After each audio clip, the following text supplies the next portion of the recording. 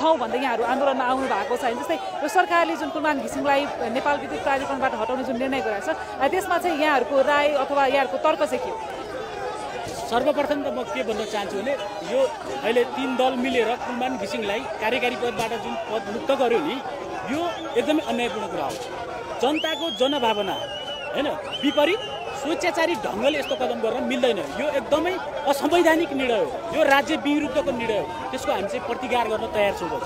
जस्तै आम नागरिकहरूको एउटा चासो चाहिँ अब कुलमान घिसिङ हट्ने बित्तिकै लोड सेडिङ पो हुने हो कि भन्ने एउटा चासो त छँदैछ। जस्तै यहाँहरूको मेन कन्सर्न चाहिँ उहाँलाई चाहिँ असंवैधानिक तरिकाले हटाइयो भन्ने हो कि अब लोड सेडिङ पनि हुनसक्छ भन्ने यहाँहरूको आशंका पनि हो? होइन, लोड सेडिङ त अवश्य हुन्छ नि। किनभने तपाईँ हामीले देखेका छौँ नि यो काङ्ग्रेस एमाले कम्युनिस्ट मिलेको जुन चाहिँ सरकार छ यिनीहरूले कहिले चाहिँ गतिलो ढङ्गले काम गरेको छ, कहिले चाहिँ जनताको पक्षमा काम गरेको छ, कहिले चाहिँ जनताका समस्याहरू जनजीविकाका सवालहरूलाई चाहिँ सम्बोधन गर्नको लागि कहिले चाहिँ सक्रिय रूपमा काम गरेको छैन नि।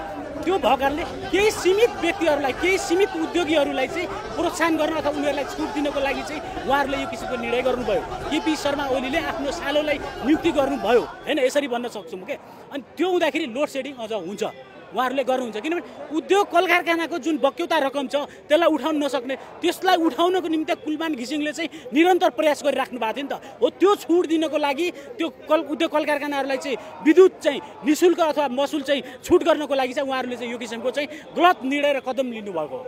जस्तै अब अहिले हामीले आम नागरिकहरूको यहाँ सहभागिता देखिरहेको छौँ। सबैजना आउनु भएको छ। विभिन्न राजनीतिक दलहरूले पनि कुलमानको पक्षमा चाहिँ बिहानदेखि पुतला दहनदेखि लिएर गरिरहनु भएको छ। जस्तै यहाँ जति पनि आउनु भएको छ यो कुलमान घिसिङलाई चाहिँ विशेष गरेर राजनीतिक मुद्दा बनाइयो भन्ने पनि एउटा खालको आम अब गठबन्धनमा जो हुनुहुन्छ उहाँले आरोप पनि लगाउने गर्नुभएको छ। जस्तै यहाँहरू चाहिँ पार्टीमा सम्बन्ध हो कि सोर्सपूर्ण रूपमा चाहिँ आउनुभयो? होइन, म राजनीतिक पार्टीमा आबद्ध छु। म राष्ट्रिय प्रजातन्त्र पार्टीको युवा सङ्गठन केन्द्रीय सदस्य हो म आबद्ध। तर कस्तो भनेपछि कुलमान घिसिङ एउटा उदाहरण मात्रै हुन्। किन यो राज्यले समग्र रूपमा चाहिँ हामीमाथि अत्याचार गरिराखेको छ, युवाहरूमाथि अत्याचार गरिराखेको छ।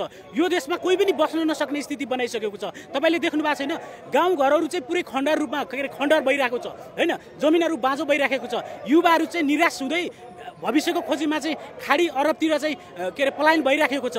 अनि यो राज्यमा बस्ने को त? अनि यो राज्यका नागरिकको लागि यो राज्यले गरेको जुन चाहिँ प्रवृत्ति छ त्यो प्रवृत्तिको विरुद्ध चाहिँ हामी सबै आएका छौँ। कार्यकारी निर्देशकबाट हटाउने र हितेन्द्र देव साक्यलाई चाहिँ नियुक्ति पनि गरिसकेका छ र आज तपाईँहरू सडकमा आउनु भएको छ।